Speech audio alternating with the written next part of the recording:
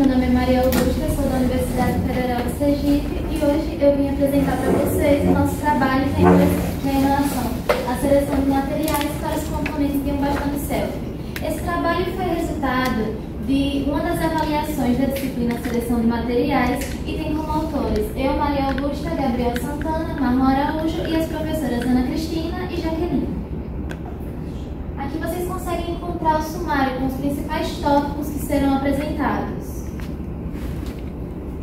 Inicialmente, é interessante salientar que, apesar de ter sido criado em 2005, o bastão de selfie foi popularizado mundialmente apenas a partir de 2014. E isso deve-se à disseminação das mídias sociais. Uma vez que, em pleno século XXI, é praticamente impossível falar do cotidiano populacional e não falar da influência que as mídias sociais vão ter, tanto na vida pessoal quanto na profissional, afinal todo mundo já deve ter visto uma publicidade de uma empresa que realizou um serviço ou eles mesmos divulgando seus próprios serviços. É praticamente impossível falar desse cotidiano e não falar das influências das mídias sociais. Então nós queríamos achar uma forma que não só as mídias sociais influenciassem na engenharia, mas a engenharia também conseguisse influenciar nas mídias sociais.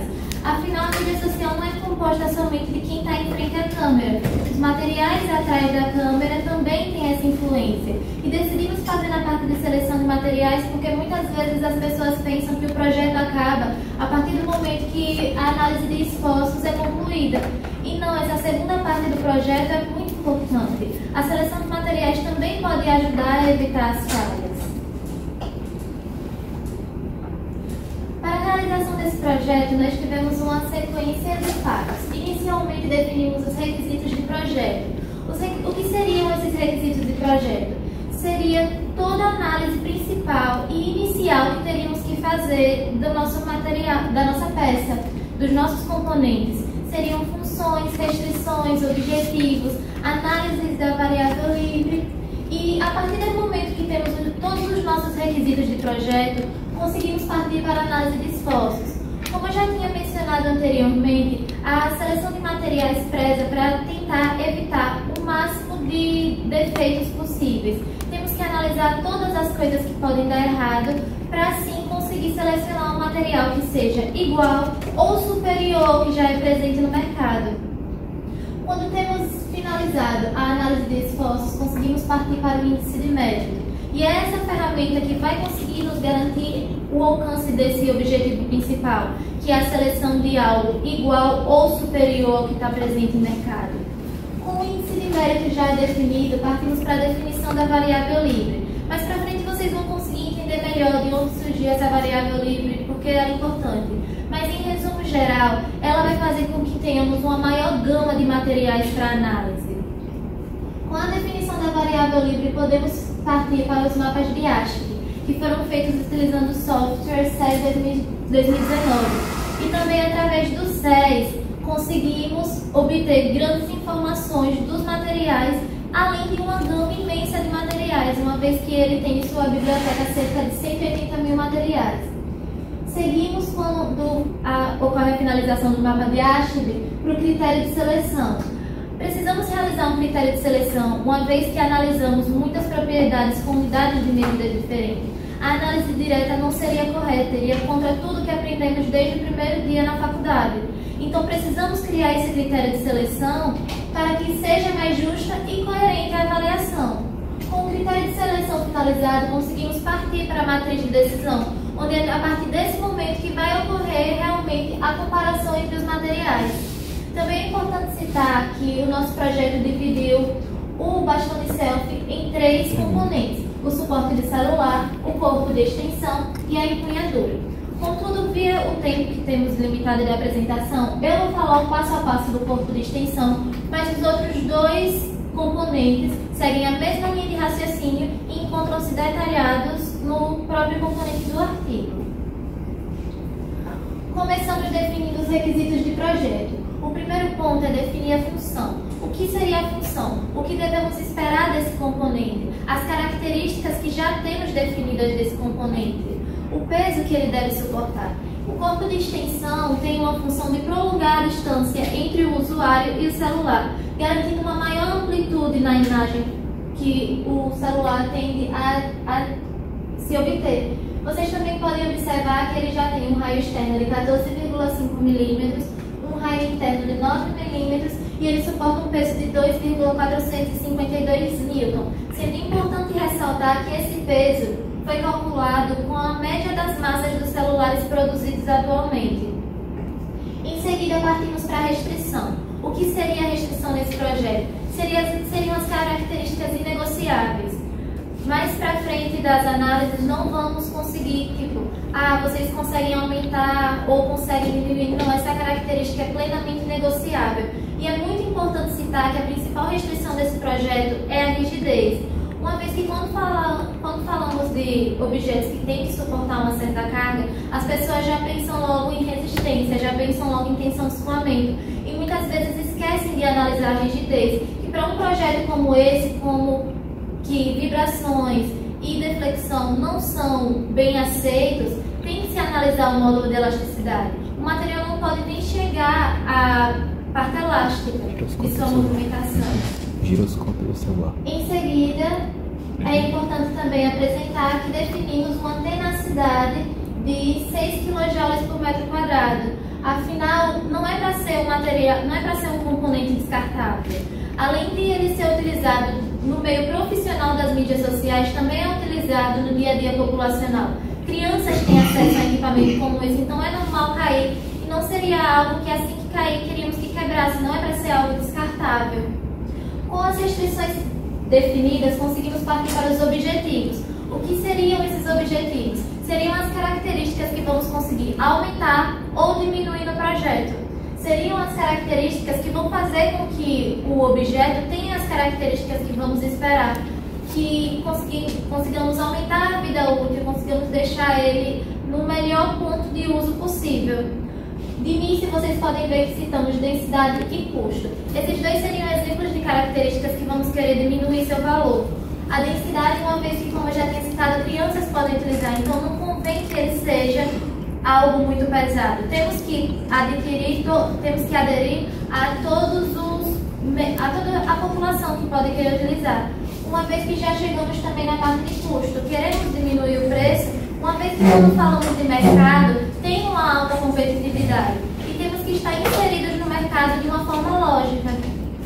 Em seguida, vocês podem observar que também temos no tópico objetivo resistência, tenacidade, desinabilidade e resistência à corrosão. Essas são características que vamos querer aumentar o valor. E esse aumento do valor vai ajudar na vida útil do material. Com os objetivos definidos, passamos para a escolha da variável livre. A seleção de materiais é uma ciência que requer que o projeto já esteja previamente definido. E apenas uma das características do dimensionamento dele vamos poder alterar. Para esse caso, escolhemos o comprimento. E a alteração desse comprimento vai fazer com que consigamos uma maior gama de materiais para análise. Com os requisitos de projeto previamente definidos, conseguimos passar para a análise de esforços. Como eu já tinha citado anteriormente, é importante analisarmos todas as possibilidades que podem ocorrer para algo dar errado. E um ótimo pontapé inicial seria a análise de esforços, uma vez que, quando sabemos qual é o esforço mais atuante, conseguimos ter um foco inicial para a análise do que pode dar errado. Seguindo o passo a passo do Norton, conseguimos identificar quais seriam os esforços mais atuantes e afirmar que o esforço mais influente nesse caso seria a flexão. Com a análise de esforços definidas, partimos para o cálculo do índice de mérito. O cálculo do índice de mérito é realizado a partir da igualdade entre duas características. Uma característica que vamos querer aumentar, que nesse caso é a rigidez, é o módulo de elasticidade, e uma característica que vamos querer diminuir, que nesse caso colocamos como densidade. Utilizamos artifícios matemáticos para deixá-las em função da nossa variável livre, que, como eu já tinha explicado, era o comprimento. E a partir daí conseguimos igualar as fórmulas e deixá-las em função da massa. E quando olhamos para o lado oposto da massa, conseguimos ver várias variáveis, onde elas vão ser categorizadas em 3 grupos: restrições funcionais, restrições geométricas e propriedades do material. E vai ser o grupo de propriedades do material que vai ser importante para a nossa análise do índice de mérito, uma vez que a fórmula do índice de mérito propriedade que vamos querer aumentar, dividido pela propriedade que vamos querer diminuir. Nesse caso, nosso índice de mérito ficou o módulo de elasticidade elevado a 1/3 dividido pela densidade. Com o índice de mérito já definido, conseguimos passar para a análise da variável livre. Essa análise é importante para termos um ponto de corte da nossa restrição principal, que nesse caso é o módulo de elasticidade. Fizemos uma análise de um comprimento de 0,8 a um comprimento de 1,2 e foi concluído que o melhor comprimento seria o de 1 metro, que ele iria possuir um módulo de elasticidade de 59,3 gigapascal, que seria um módulo de elasticidade que conseguiríamos trabalhar vários materiais e não interferiria no bom funcionamento do nosso componente. Em seguida, conseguimos partir para o mapa de Ashby, onde inicialmente colocamos no eixo Y a propriedade que queremos aumentar e no eixo X a propriedade que queremos diminuir. Nesse caso, utilizamos um material de referência para fazer as análises das retas. Para o corpo de extensão foi utilizada a liga de alumínio 716, onde as duas retas vão se cruzar exatamente nela. A reta horizontal vai garantir que nenhum material que tenha uma característica abaixo dela passe, enquanto a reta que está inclinada é a inclinação numérica da forma logarítmica do módulo do índice de mérito, que o próprio SEI já calcula. A partir desse momento, todas as bolinhas que vocês podem observar coloridas são de materiais que foram aprovados. Qualquer um desses materiais cumpriria todos os requisitos que definimos lá na primeira etapa do projeto. De todos os 108 materiais que passaram, selecionamos 10, onde esses 10 estão apresentados aí com algumas de suas características, sendo que a maior parte delas foram retiradas diretamente do SES. A partir desse momento, começamos o parâmetro de análise para conseguir comparar corretamente essas características sem infringir nada que possa influenciar na nossa análise. Inicialmente definimos os pesos de 1 a 5, onde o peso 1 é pouco relevante e o peso 5 é essencial. A partir desse momento, podemos classificar as características que vão para a análise de nossa matriz de decisão perante esses pesos, onde na tabela seguinte vocês podem observar os pesos que foram concebidos a cada uma das características. E é de se ressaltar que tanto o índice de mérito quanto o custo tiveram os maiores pesos.